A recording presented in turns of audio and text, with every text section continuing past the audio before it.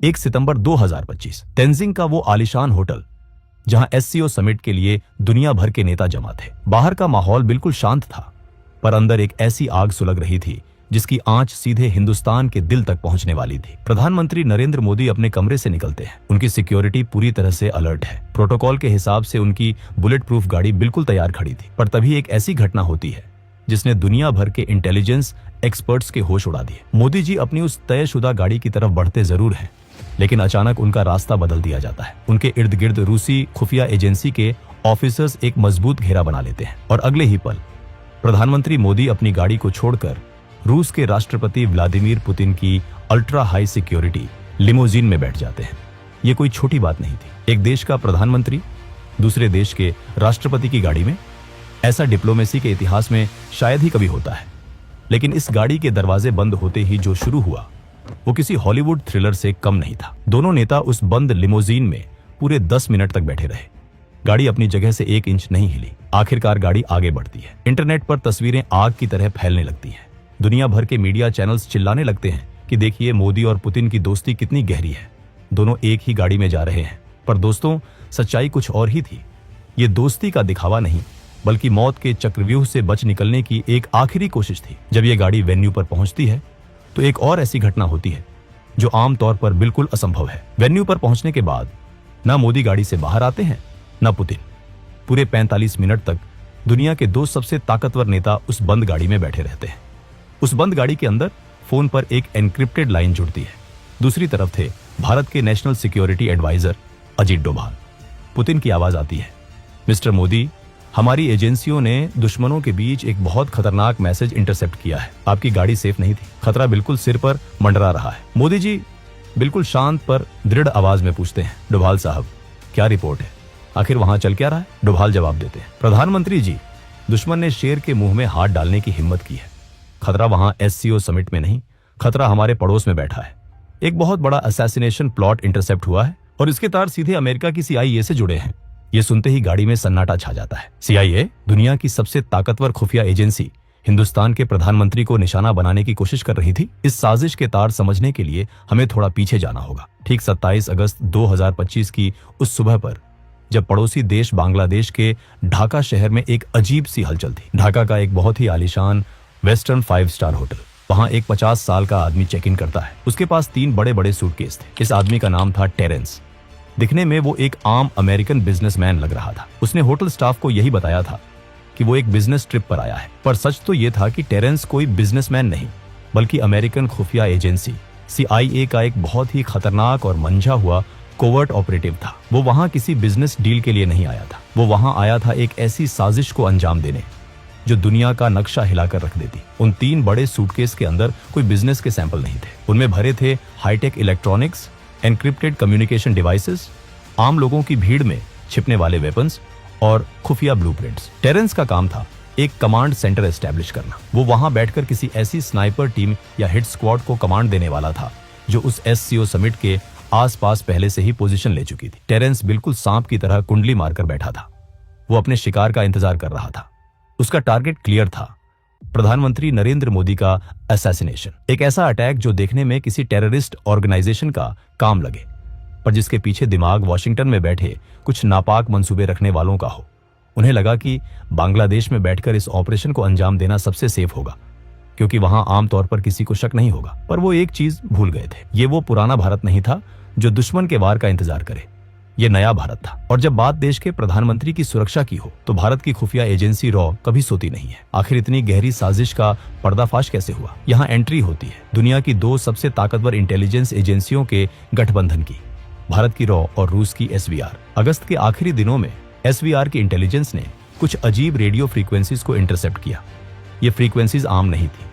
ये high level CIA encryption protocols थे जो अचानक से ढाका और उस एससीओ समिट के लोकेशन के बीच एक्टिव हो गए थे। रूस ने तुरंत ये जानकारी भारत के एनएसए अजीत डोभाल के साथ शेयर की। नई दिल्ली में आधी रात को एक इमरजेंसी मीटिंग बुलाई गई। रॉ चीफ, आईबी डायरेक्टर और डोभाल एक टेबल पर थे। रॉ के टॉप ऑफिसर ने डोभाल से कहा, सर, हमें कंफर्म हो गया है कि एक हाई वैल्यू टारगेट को एलिमिनेट करने की प्लानिंग हो रही है और लगता है कि टारगेट प्रधानमंत्री हैं। डोभाल ने कहा, अगर उन्होंने हमारे प्रधानमंत्री की तरफ आंख भी उठाई तो हम उनका वो हाल करेंगे कि आने वाली सदियों तक उनकी रूह कांपेगी। डोभाल ने तुरंत रशियन काउंटरपार्ट से संपर्क किया। यही वजह थी कि 1 सितंबर की रात को मोदी जी को उनकी तय गाड़ी में बैठने से रोक दिया गया। रॉ और एसवीआर ने मिलकर उस साजिश के चक्रव्यूह को तोड़ने का मास्टर प्लान बनाया। उन्हें पता था कि स्नाइपर या हिट स्क्वाड सिर्फ तभी अटैक करेगा जब उसे ढाका से टेरेंस की कमांड मिलेगी। अगर टेरेंस का कनेक्शन काट दिया जाए तो पूरा ऑपरेशन ताश के पत्तों की तरह बिखर जाएगा। और फिर शुरू हुआ ऑपरेशन साइलेंट टेकडाउन। 1 सितंबर 2025 ढाका का वो 5 स्टार होटल। टेरेंस अपने कमरे में बैठा आखिरी तैयारियां कर रहा था। वो अपनी व्हिस्की का गिलास हाथ में लिए अपनी जीत का जश्न मनाने ही वाला था कि अचानक खेल पलट गया। टेरेंस की मौत का तरीका इतना खामोश और सटीक था कि किसी को कानों कान खबर तक नहीं हुई।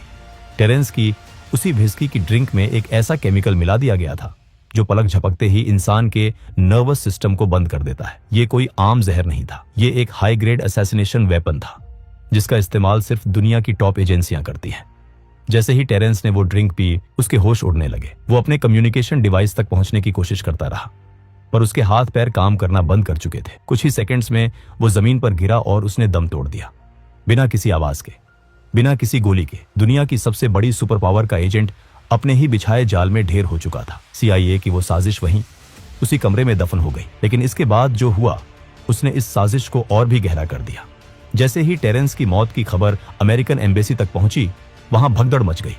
उन्हें समझ आ गया था कि उनका खेल खत्म हो चुका है और किसी ने उन्हें उनके ही घर में घुसकर मात दे दी है। अगले ही पल US एम्बेसी से एक पूरी टीम उस होटल में दाखिल होती है। उन्होंने बांग्लादेश की लोकल पुलिस को होटल के अंदर घुसने तक नहीं दिया। आमतौर पर किसी भी विदेशी नागरिक की मौत पर लोकल पुलिस इन्वेस्टिगेशन करती है, पोस्टमार्टम होता है, पर यहां सब कुछ दरकिनार कर दिया गया। अमेरिकन एजेंट्स ने टेरेंस की डेड बॉडी को तुरंत अपने कब्जे में लिया। उसका कोई पोस्टमार्टम नहीं हुआ। उसकी बॉडी को सीधे एक स्पेशल फ्लाइट के जरिए US भेज दिया गया। और वो जो 3 बड़े सूटकेस थे जिनमें उस पूरे ऑपरेशन के ब्लूप्रिंट्स और इलेक्ट्रॉनिक एविडेंस थे, वो सब कुछ US एम्बेसी के एजेंट्स ने जब्त कर लिया।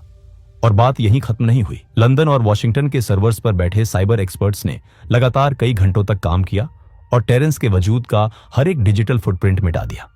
उसका करियर, उसकी हिस्ट्री, उसकी सर्विस रिकॉर्ड्स, सब कुछ इंटरनेट और डेटाबेस से ऐसे गायब कर दिया गया जैसे टेरेंस नाम का कोई इंसान इस दुनिया में था ही नहीं। US army special operations command के स्पोक्समैन ने 1 सितंबर को एक अजीब स्टेटमेंट रिलीज किया। उन्होंने कहा कि उनका कोई कमांड इंस्पेक्टर जनरल मरा नहीं गया है। उन्होंने क्लेम किया कि जिस इंसान की बात हो रही है वो यूनाइटेड स्टेट्स में जिंदा और सुरक्षित है। 4 सितंबर को लेफ्टिनेंट कर्नल इलियट स्कॉट ने यहां तक कह दिया कि ढाका में उनका कोई ऑन गोइंग ऑपरेशन चल ही नहीं रहा है। 2 सितंबर 2025 प्रधानमंत्री मोदी सही सलामत भारत लौट आते हैं। अगले ही दिन वो नई दिल्ली में एक बड़े सेमिकॉन समिट में मंच पर आते हैं। वो प्रधानमंत्री जो हमेशा अपने भाषणों में ऊर्जा और आत्मविश्वास से भरे होते हैं, उस दिन उनके चेहरे पर एक अजीब सी संजीदगी थी। मंच पर आते ही जब लोग उनके स्वागत में तालियां बजा रहे थे तो मोदी जी ने एक ऐसी बात कही जिसने सबको हैरत में डाल दिया। उन्होंने कहा, मैं कल रात ही जापान और चीन के इस दौरे से वापस लौटा हूं। मैं गया था इसलिए आप तालियां बजा रहे हैं, या मैं वापस आ गया हूं इसलिए आप तालियां बजा रहे हैं। सोचिए इस लाइन के बारे में। एक देश का प्रधानमंत्री भरी सभा में अपने लोगों से पूछ रहा है कि मैं वापस जिंदा लौट आया हूं, क्या इसलिए तालियां बज रही हैं? मोदी जी कभी भी अपने शब्दों का इस्तेमाल ऐसे ही हवा में नहीं करते। उनके एक एक शब्द के पीछे एक गहरा संदेश होता है। ये कोई मजाक नहीं था, ये एक मैसेज था उन ताकतों को जो वॉशिंगटन और दुनिया के बाकी हिस्सों में बैठकर देख रही थी। ये बताने का तरीका था कि हम जानते हैं तुमने क्या किया और हमने तुम्हारा क्या हाल किया। और इस घटना के बाद पीएम मोदी की आगे की आधी से ज्यादा इंटरनेशनल ट्रिप्स अचानक से कैंसिल या पोस्टपोन कर दी गई।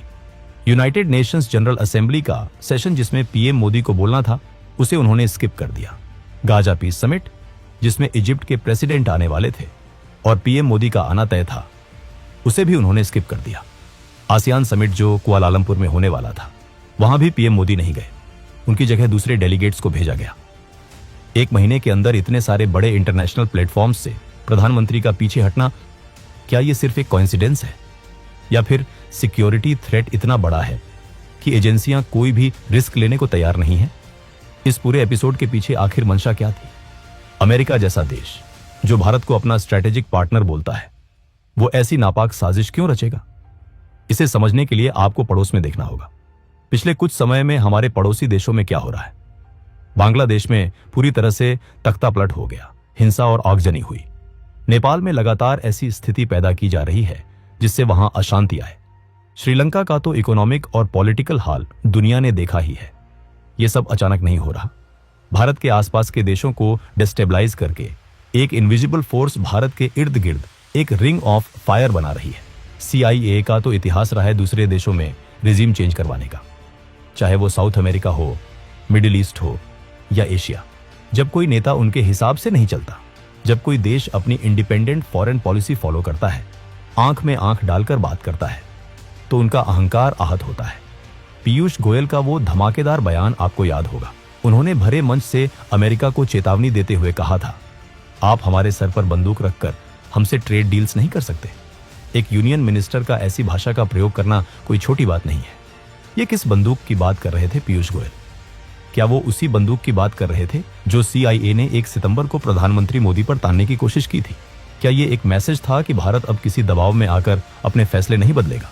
टेरेंस का मर्डर PM मोदी का असैसिनेशन प्लॉट हो या ना हो, लेकिन एक बात बिल्कुल साफ है, ढाका में बैठकर टेरेंस भारत के खिलाफ एक बहुत बड़ी आग लगा रहा था।